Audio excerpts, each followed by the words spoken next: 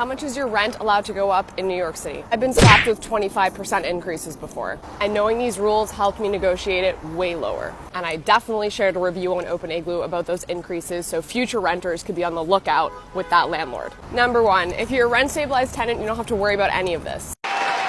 Your landlord doesn't decide the increase, the city does. And they have to renew your lease if you want to stay. Number two, if you live in a market rate apartment, the landlord can raise the rent whatever they want.